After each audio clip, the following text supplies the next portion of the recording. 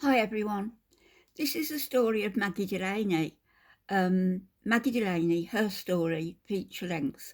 I'm only going to put part of it here as a taster for you and put the link to the whole documentary film in my description, which is what I try always to do, and urge you to go and subscribe to the channels that I feature. This channel is called Townsends, Townsends.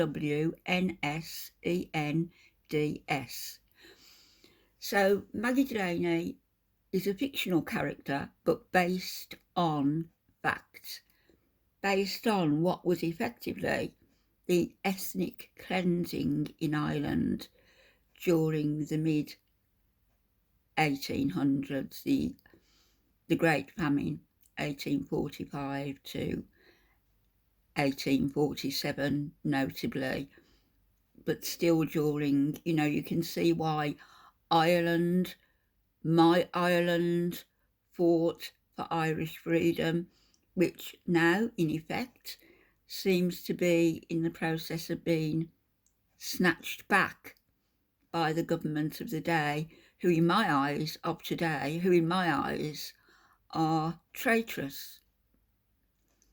If you listen to the Taoiseach addressing the deputy leader, the opposite side of the House, where he accuses him of having a Finn Féin balaclava that slipped. It's an absolutely disgraceful tirade against somebody who is actually only sticking up for the people of Ireland and taking their part, which is actually what government officials are meant to do, but not what they are doing nowadays. Anyway, I'm not turning this into a political speech. As I say, this is a story of a fictitious Maggie Delaney based on facts. This is a taster. I'll put the link in the description for you and hope that, you will watch it and maybe go across to subscribe to Townsend's channel, because it's well worth watching. Díhuit, Slanti agasil kugai. Sláinte. None of that Irish tongue of yours. Speak the good mother tongue of England. Yes, sir. It's not any tongue of my mother. Maggie. No, I'm not saying, sir, I'm just telling her that. nor mine. Well, my name is Maggie, and that you know. And sure, I'm indentured to the master there, and that you know too. Indentured to him. And sure, I'm from Ireland. And if you can't tell that by now, you've no more sense than a rabbit. Maggie. I'm not saying, sir, I'm just telling her that.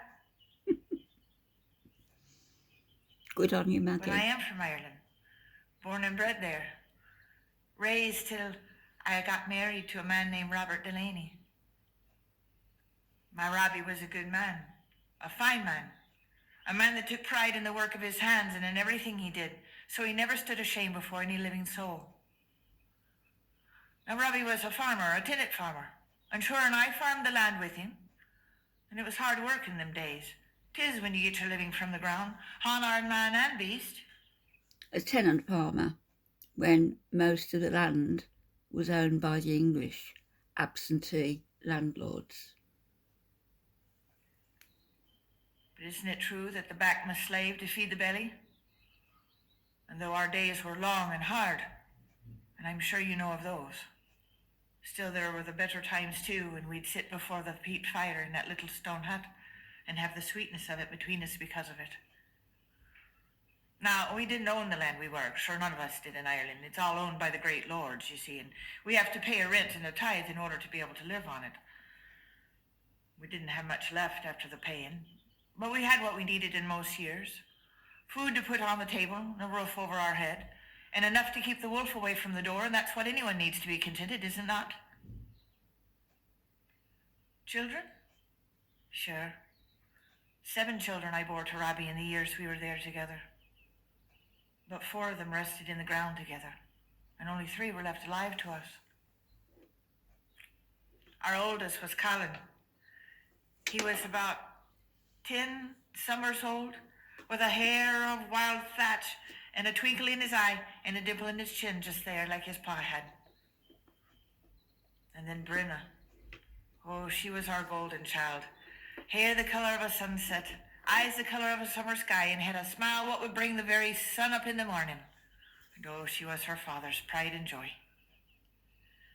And then there was the babe, Colleen. And although she was only a season old, she was already the joy and the laughter of our lives.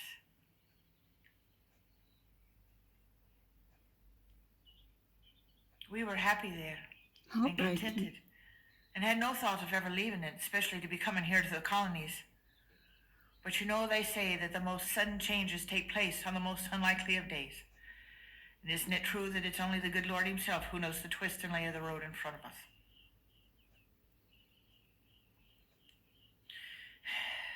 Now, Ireland is a poor country. Look at the made poor still by England having her fingers in everything we do to keep us that way. The yoke round But there come about a time that there was a crying out from the colonies for the good Irish linen. Sure, you know what I'm talking about, don't you? It's the finest in the world. And there was a coin to be made, because England already had hers and didn't care about it. And it started in the towns at first, and then it began to grow out into the countryside. And when it did, it began to drive the leases and the rents up. Rack rents, they called them. Sometimes 2, sometimes 3 times as much as what the poor farmers had ever paid. And when it did that, it began to drive the farmers off. And so it did us. I remember well the day that they brought the new lease to us to sign. And the price they asked more than twice what we'd ever paid before. More than the land itself could produce. And poor Robbie tried to argue with them, but what do you say when you don't own your own land? And when we said we couldn't pay it, sure weren't they all in a grand hurry for us to get out, and they stood about in the yard that day by the doorway while we gathered everything we could and carried it to the road. And then they burned our house behind us so we wouldn't go back to it. And as I stood in the road that day with my things scattered about me and my children clutching at my skirts, sure didn't I know what would happen to us, because wasn't that the only life we'd ever known?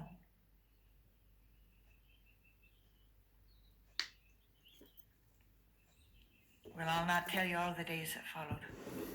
What with us walking and selling everything we brought with us in order to be able to buy food, and Robbie trying to find work or another land to lease which wasn't to be had. And we did that till we came to the town of Strabane, and there we stopped. For you see, we'd sold everything we could bring with us, and the food was almost gone, and the children weary and weeping and no place to lay our heads. And in the morning, Robbie and Colin would get up and go into town, and they'd try to find work to earn coin to buy bread for one more day. And I would take Brenna and the baby and go door to door and beg for a crust of bread, a bowl of milk, just anything to feed the children one more day. In her own country. But the people there were poor as we were, and they had little enough to spare. In their own country. And so there was more than one night that the children had nothing but their tears to take them to sleep and fill those empty bellies.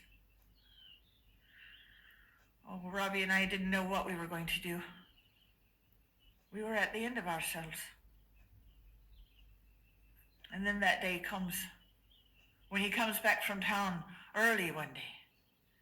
And oh, he's all in a grand way. You see, he's found a man, he says, a man who's an agent for a ship that's docked at Derry. It's going to the colonies, and it's taking on passengers. And they'll take us too, and give us food besides, if we'll just make a mark on the paper, you see, that says we worked for 4 years to pay off the passage. Slaves. Work for 4 years, I says to him. For the passage. And then what? Why, Maggie, says he, we'll be free. Oh, says I, free will we? Free to do what? To starve like we're starving over here? No, Robbie, we'll stay here in Ireland and do that.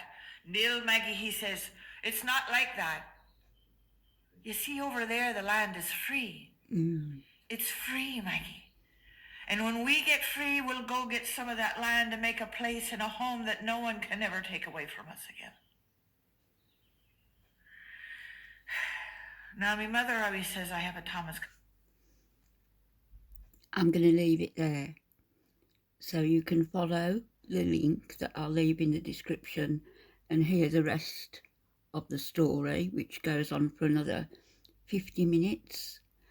And as I say, I strongly suggest that you subscribe to Townsends Channel because there's a lot of good stuff on there. I'll speak to you all later.